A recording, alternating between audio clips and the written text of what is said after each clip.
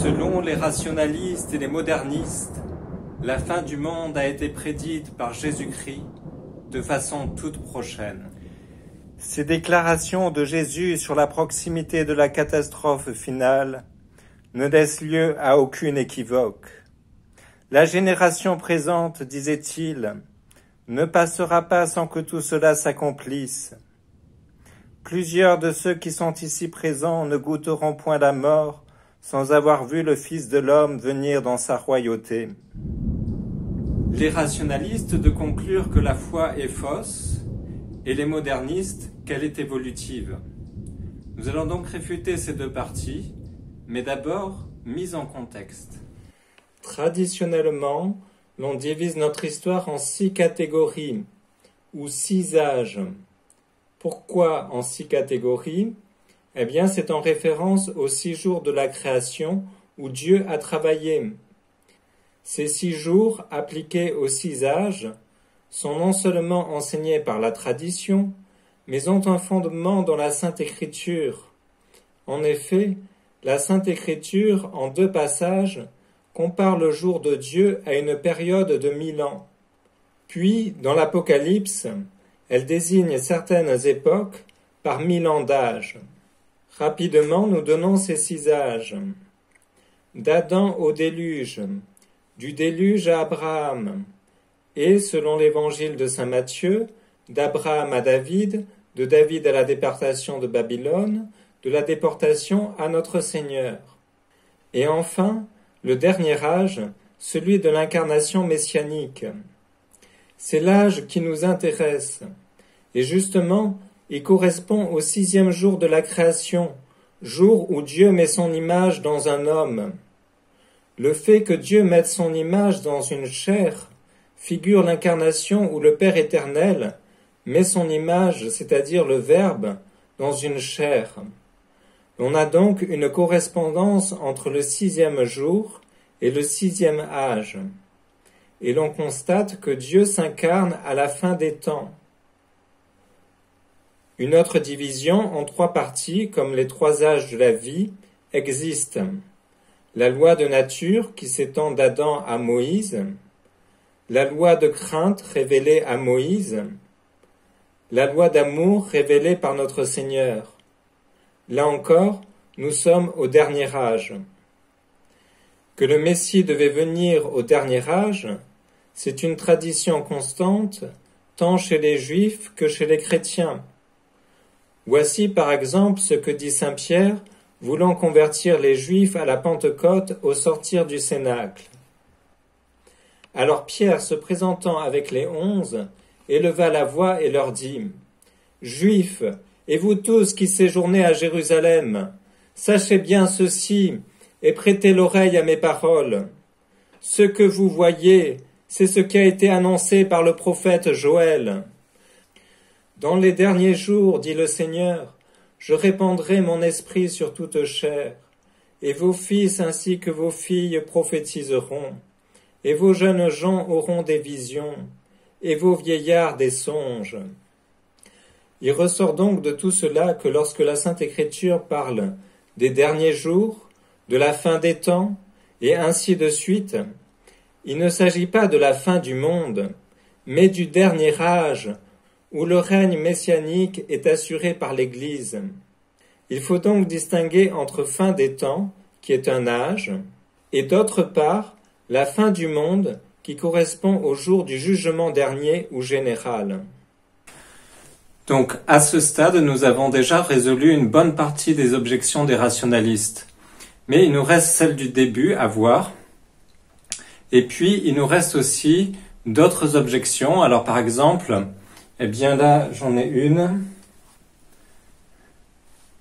Puis nous, les vivants, les laissés de reste, nous serons emportés avec eux à la rencontre du Seigneur dans les airs, et de cette façon, nous serons pour toujours avec lui. Donc ça, c'est saint Paul qui dit ça. Et il dit « nous vivants ». Alors les rationalistes, évidemment, ils disent « eh bien, regardez, saint Paul s'estime vivant au moment où il va rejoindre notre Seigneur dans les airs, c'est-à-dire au moment du second avènement, où il y aura le jugement et la séparation de ceux qui seront à droite et de ceux qui seront à gauche. » Eh bien, en fait, pas du tout. Quand saint Paul dit « nous vivants », il parle au nom de l'Église militante, il parle au nom de l'Église souffrante. Voilà, il parle au nom de nous et pas du tout au nom de lui-même personnellement. Donc ça, c'est un procédé que l'on retrouve encore aujourd'hui. Évidemment, chez nous, il y a l'explication du corps mystique du Christ, mais même pour ceux à qui ça ne parle pas, eh bien, il y a chez nous cette même façon de parler. Par exemple, lorsque un président d'association dit « Eh bien, dans 150 ans, nous aurons encore de la nourriture. » Dans 150 ans, nous aurons encore de la nourriture. Il dit comme s'il sera présent dans 150 ans, mais non, il parle au nom de tous. Voilà, c'est tout. Il nous reste à voir maintenant les deux objections de Renan. Pour la première, ces déclarations de Jésus sur la proximité de la catastrophe finale ne laissent lieu à aucune équivoque. La génération présente, disait-il, ne passera pas sans que tout cela s'accomplisse. Renan fait en réalité une fausse citation. Il n'est pas écrit « la génération présente », mais « cette génération ». Alors de quelle génération s'agit-il ? Eh bien, repassons le passage dans le contexte. Notre Seigneur commence par évoquer les signes précurseurs de la fin du monde. Puis il dit que de même que lorsque le figuier bourgeonne, l'on présage immanquablement la venue de l'été, de même, lorsque l'on verra les signes précurseurs de la fin du monde, l'on pourra présager immanquablement que cette génération verra la fin du monde. Donc, cette génération ne désigne pas la génération présente, mais la génération qui verra les signes précurseurs de la fin du monde. Alors il est vrai que l'expression « cette génération » renvoie aussi à la génération de notre Seigneur, puisque celle-ci est figurative de la génération qui verra la fin du monde. Et donc, dès lors, la génération de notre Seigneur voit les divers signes précurseurs de la ruine de Jérusalem comme figuratifs de ceux de la fin du monde. Et dès lors, la génération de notre Seigneur sait qu'inévitablement, la ruine de Jérusalem va arriver. Et en effet, elle ne s'y est pas trompée. Lors du siège de Jérusalem, dont l'histoire nous a donné un récit des plus détaillés, l'on ne voit aucun chrétien dans Jérusalem. C'est dire qu'ils ont tenu compte de l'avertissement de notre Seigneur et ont fui dans les montagnes de Galaad, à Péla et dans les autres villes voisines. En réalité, les prédictions de notre Seigneur quant au siège de Jérusalem étaient fort précises. Il avait par exemple distingué chacun des 2 sièges allant entourer la ville. Nous n'avons malheureusement pas le temps de développer cela, mais pour ceux qui désireraient s'en instruire, je leur mets une référence dans la description. Cependant, nous allons tout de même prouver que dans ce même passage, la ruine de Jérusalem figurait la fin du monde, et que, selon son habitude, notre Seigneur allie la figure et le figuré, comme quand il se compare à Jonas, ou quand il appelle saint Jean-Baptiste Élie. Car saint Jean-Baptiste, en préparant le premier avènement du Christ, est figure d'Élie, préparant le deuxième avènement. Donnons donc un bref aperçu. La fin du monde sera précédée de faux Christ et de faux prophètes. Et juste avant la ruine de Jérusalem, il y eut de faux Christ comme Teudas, et de faux prophètes comme Simon le magicien. La fin du monde sera précédée de guerres et de séditions. Avant le siège de Jérusalem, les Juifs se rebellèrent ou furent attaqués un peu partout, surtout en Palestine, mais aussi dans de nombreuses villes de l'Empire romain comme Alexandrie ou Tyr. La fin du monde sera précédée de famines, pestes et de tremblements de terre. Or, sous l'empereur Claude, il y eut une famine qui s'étendit dans tout l'Empire romain et encore plus en Palestine. En l'année 66, soit 4 ans avant la ruine, une maladie pestilentielle éclata à Rome, dépeuplant tous les rangs de la société. Et dans les 7 dernières années de Néron, Le sol trembla de toutes parts en Asie, en Achaïe, en Macédoine. Plusieurs villes furent renversées. La fin du monde doit être précédée de persécutions. Or, il suffit de lire les Actes des Apôtres pour voir qu'il y eut alors exactement la même sorte de persécution. Avant la fin du monde, l'Évangile doit être prêché au monde entier. Or, l'apôtre saint Paul, à lui tout seul, avait porté les lumières de l'Évangile dans une grande partie de l'Empire romain. L'évangélisation de l'Afrique, notamment de l'Éthiopie, ne fait aucun doute. Traditionnellement, l'on sait que l'apôtre saint Thomas évangélisa l'Inde.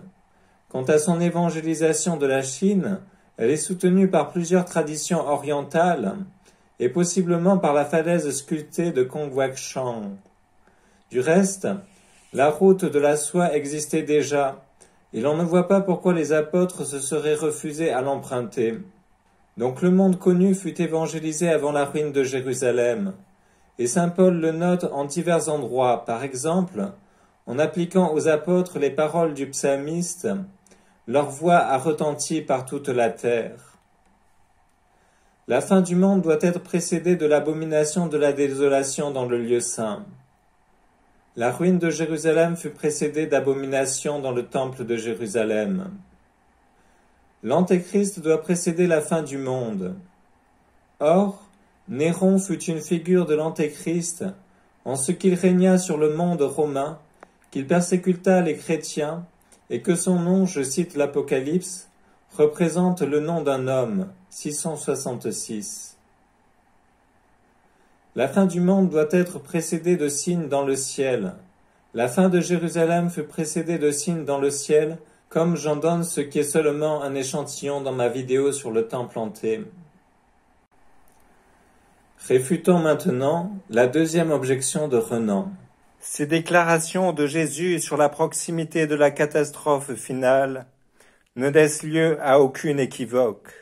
Plusieurs de ceux qui sont ici présents ne goûteront point la mort sans avoir vu le Fils de l'homme venir dans sa royauté. Mais en fait, pourquoi Renan arrête-t-il ici la citation? Ne serait-ce pas parce que la suite immédiate du récit raconte justement comment 6 jours après avoir dit cela, Jésus-Christ sur une haute montagne se transfigura au-dessus de la nuée entouré qu'il était d'Élie et de Moïse, devant Pierre, Jacques et Jean. Du reste, c'est là encore de la part de notre Seigneur, marier la figure et le figuré. En effet, le retour en gloire du Christ doit être précédé de 2 prophètes, Enoch et Élie. Or l'Apocalypse nous les décrit devant l'Antéchrist, comme Moïse et Aaron furent devant Pharaon. Sa manifestation glorieuse sur la montagne entourée d'Élie et de Moïse fut donc une préfiguration de sa venue en gloire pour nous tous cette fois. Donc maintenant que nous avons montré que notre Seigneur n'a pas annoncé un temps court, nous allons même aller plus loin et montrer que notre Seigneur a annoncé un temps long. En effet, en saint Matthieu, après le discours eschatologique, suit la parabole des vierges sages et des vierges folles qui vont à la rencontre de l'époux. L'époux qui va à leur rencontre représente le Christ qui reviendra à la fin du monde. Or dans cette parabole, l'époux tarde à venir, jusque dans le milieu de la nuit, ce qui est un retard extrême, au point d'occasionner l'endormissement des vierges. Puis suit la parabole des talents. Un maître confie des talents à ses serviteurs et part. Puis, après un long temps, revient demander compte à ses serviteurs de la gestion des talents. C'était évidemment notre Seigneur qui partit au ciel, devait revenir après un long temps, à la fin du monde, nous demander compte des dons de la nature et de la grâce qu'il nous a confiés. En saint Luc, au chapitre 12e, c'est la parabole du serviteur qui a une mauvaise conduite. Et la raison de cette mauvaise conduite est que son maître tarde à revenir. Un autre passage en saint Luc vient confirmer que la fin du monde a été annoncée par notre Seigneur comme éloignée. En effet, notre Seigneur prédit la ruine de Jérusalem, mais avant de prédire la fin du monde, il dit que les Juifs seront déportés dans toutes les nations, et je cite, Jérusalem sera foulée aux pieds des gentils, jusqu'à ce que les temps des nations soient accomplis. Donc plusieurs nations devaient fouler aux pieds Jérusalem, ce qui laissait présager bien autre chose qu'un temps aussi court qu'une génération. Et en effet, il a fallu plusieurs siècles pour que se succèdent à Jérusalem Romains, Perses, Arabes, Francs, musulmans d'Égypte, Turcs, et puis enfin notons l'expression « temps des nations ». Le grec a deux mots pour dire le temps, chronos et kairos. Chronos désigne la simple succession de temps, alors que kairos désigne le temps opportun, la période favorable. Or c'est kairos qui a été choisi par notre Seigneur. En effet, le temps des nations correspond au temps où elles auront des grâces spéciales de conversion. Et souvenez-vous que cela avait déjà été prédit de multiples fois dans l'Ancien Testament. Nous l'avons vu dans la Genèse avec Japheth, dont Noé avait prédit qu'il devait habiter dans les tentes de Sem. Et là, Japheth habite Jérusalem, tant du point de vue matériel que spirituel. Donc cette vidéo est déjà terminée, mais il y aura aussi une suite. Je reviendrai par exemple sur l'Antéchrist.